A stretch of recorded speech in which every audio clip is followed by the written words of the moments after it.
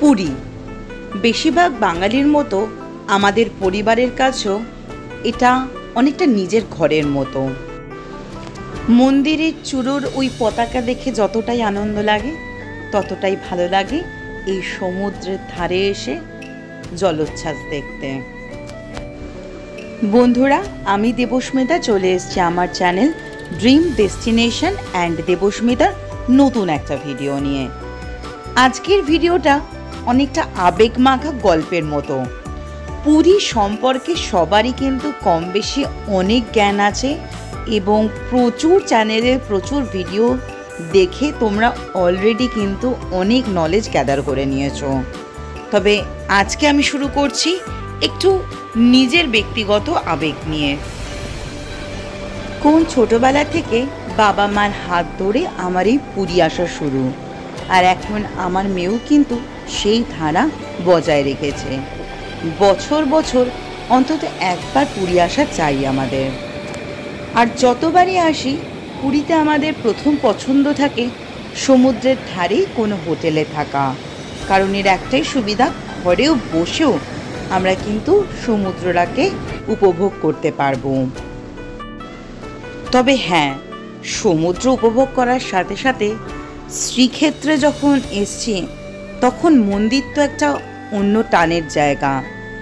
ওখানে না গিয়ে কি করে ঘরে বসে শুধু থাকা যায়।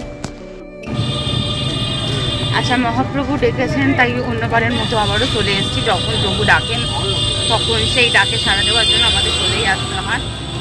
এখন সকালবেলায় আমরা পান্ডাজির সাথে কথা বলে নিয়েছিলাম, ওনার টাইম মতোই আমরা কিন্তু চলে যাচ্ছি। যাই হোক, এটা টোটোতে বসে পড়েছি, আমার সাথে মা, আমি আর আমার কন্যা আর আমার কর্তামশাই। কন্যা মানে হচ্ছে আমার সুভদ্রা মা। সুভদ্রা মা দেখা করতে যাচ্ছে তার দাদাদের সাথে, তাই তো মা? দাদা অনেকক্ষণ ধরে ওয়েট করেছে। হ্যাঁ, দাদার সাথে ওয়েট করার মানে এই সময়টা কাটিয়ে ওকে একটু দাদার সাথে দেখা করে কথা বলে তারপর এসে অন্যান্য জায়গায় যাবে, তাই না মা? ঠিক আছে। আচ্ছা, এই রাস্তাটা, ভেতরের রাস্তা দিয়ে আমরা চলে যাচ্ছি টোটো করে। ভেতরে অনেক রকমের বাজার আছে। আসলে পুরীর এই মন্দিরে যাওয়ার রাস্তাটা কি হয়, এত আমাদের পরিচিত, রথের সময় বা উল্টো রথের সময় আমরা সবসময় পায়ে হেঁটে এখান দিয়ে গেছি। তবে যাই হোক, এমনি সময় আসলে আর কিছুটা রাস্তা হাঁটা হয়, তবে মন্দির অবধি হয়তো হাঁটাটা হয় না ওই বিশেষ বিশেষ সময়টুকুনি ছাড়া। তবে দেখতে দেখতে যখন যাই তখন ওই স্মৃতিচারণাগুলো লেগেই থাকে। অলিতে গলিতে প্রচুর হোটেল এবং সবসময় হয়েই চলেছে।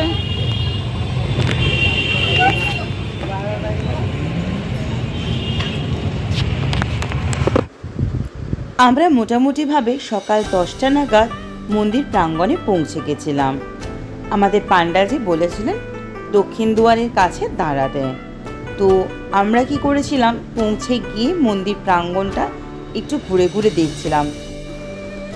এখন এই পুরীর মন্দিরের বাইরে পরিক্রমা মার্গ হয়ে গেছে, যেখানে পর্যটকদের সুবিধার জন্য জুতো রাখা, মোবাইল রাখার জায়গা থেকে সুলভ শৌচালয় পর্যন্ত সব কিছু ব্যবস্থা রয়েছে।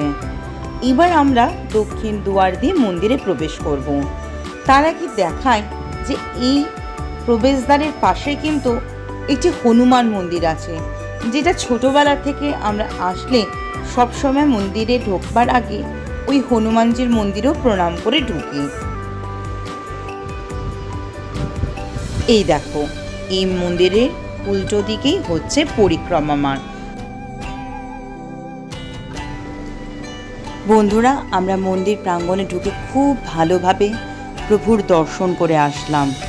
সত্যি কথা বলতে যতবারই আসি না কেন, ওই যে দু চোখ ভরে প্রভুকে দেখার যে আনন্দ, সেটা কিন্তু কোনো ভাষায় বলা যায় না। আর শুধু জগন্নাথ প্রভু নয়, তার বড় দাদা এবং ছোট বোন সুভদ্রাকে দেখতেও তো ভারী শান্তি। পান্ডাজি আমাদের সময় মতো বলেছেন প্রসাদ পাঠিয়ে দেবেন। আর সবচেয়ে বড় কথা, দুপুরে চলে আসবে মহাভোগ, অন্নভোগের প্রসাদ। যাই হোক, এখন আমরা গিয়ে পুরীর সমুদ্র সৈকতে কিছুক্ষণ আনন্দ করব।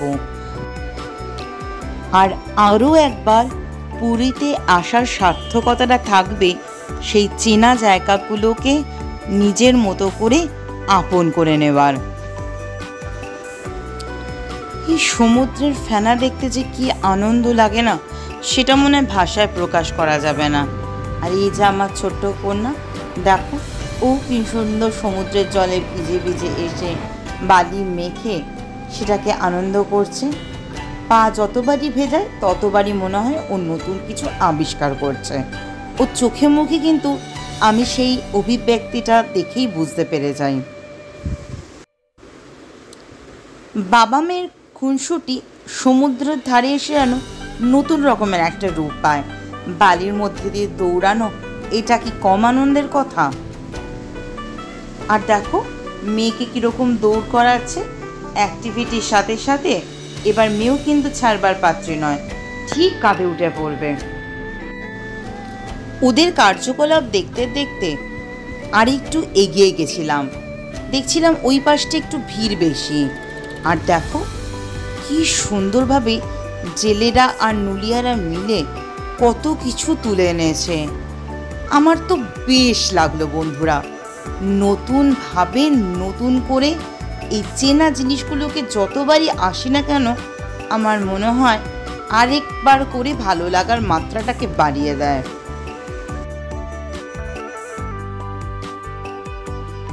যাই হোক, ঘরে ফিরে তাড়াতাড়ি লাঞ্চটা সেরে নিতে হবে। ঠিক সন্ধে নামার মুখে আসলে আমরা বেরিয়ে পড়বো স্বর্গদ্বারের দিকে।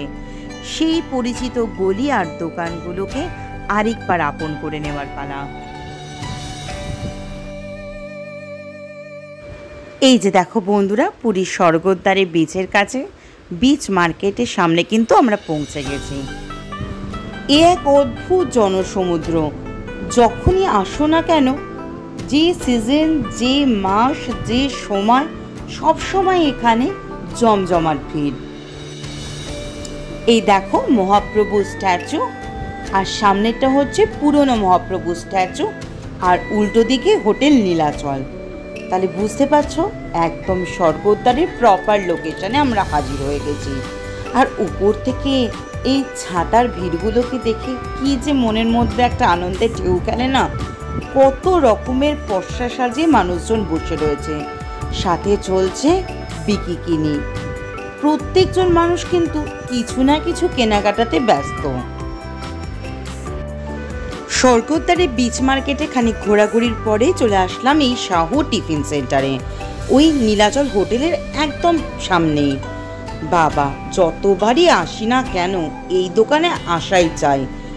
এই টিফিন সেন্টারটার সবচেয়ে বড় বৈশিষ্ট্য হচ্ছে যেমনই সস্তা তেমনই কিন্তু রসনাদায়ক।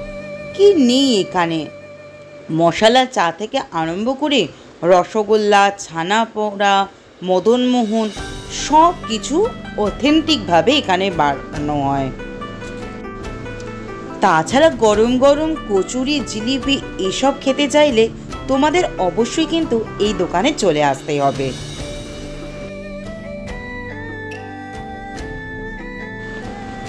শাহু টিফিন সেন্টার থেকে বেরিয়ে আমরা চলে আসলাম গাঙ্গুরাম সুইটসের সামনে। উফ, এখানেও কিছু ভিড় লেগে থাকে বটে। গরম গরম খাজা ভাজা হচ্ছে আর লোকজন প্যাকিং করে নিয়ে নিচ্ছে। বিভিন্ন কোয়ালিটির খাজা এখানে অ্যাভেলেবেল। তারই রেট চার্টটা কিন্তু তোমাদের সাথে আমি একটু শেয়ার করে দিলাম। এবার গাঙ্গুরাম সুইটস থেকে আবার পুরোপুরি ইউটার্ন নিয়ে চলে আসছিলাম সমুদ্রের দিকে। ভাবলাম এই জায়গাটা তোমাদের সাথে একটু দেখিয়ে দিই। এটা কিন্তু পুরীর অন্যতম একটা দাতব্য চিকিৎসালয়।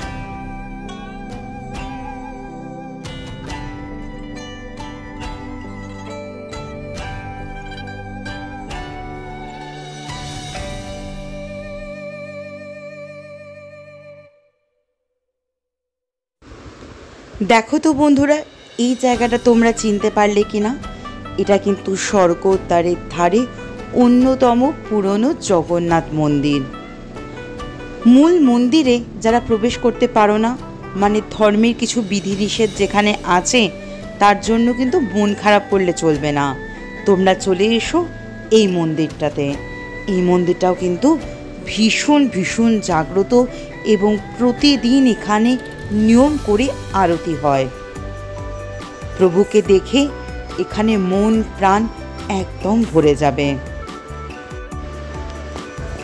গতকাল রাত্রে ফিরে এসে ডিনার করে শুয়ে পড়েছিলাম, কারণ আজকে আবার আমাদের ফিরে যাওয়ার পালা। সকালবেলায় মেয়েকে নিয়ে ভাবলাম আবারও একটু সমুদ্রের ধারে যাই। এই বালি নিয়ে আনন্দ করার মধ্যে শিশু মনে একটা অন্যরকম মাত্রা যোগ করে।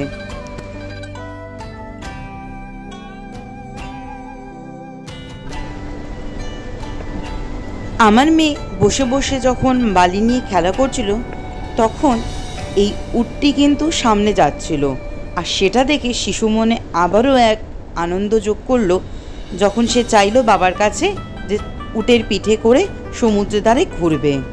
যাই হোক, ফিরে আসার আগে ওর ইচ্ছেটা পূর্ণ করারই ছিল।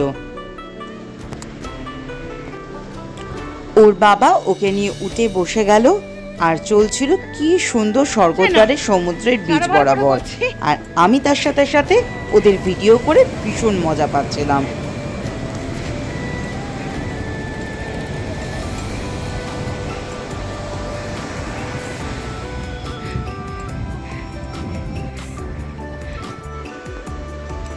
উটের পিছন পিছন ঘুরতে ঘুরতে আমি আবারও চলে আসলাম এই হোটেল নীলাচলের সামনে সমুদ্র সৈকতটাতে। আর এবার করে তোমাদের দূর থেকে দেখিয়ে দিলাম, আর ভাবলাম ওই ভেতরের মার্কেটটাতে একটু ঘুরে আসি।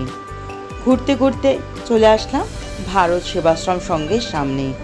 যারা পুরীতে আসছো এবং অল্প খরচে থাকতে চাইছো, তারা ইচ্ছে করলে কিন্তু এই ভারত সেবাশ্রম সংঘের সাথে যোগাযোগ করতে পারো। এখানে কিন্তু খুব স্বল্প মূল্যে থাকা ব্যবস্থা আছে।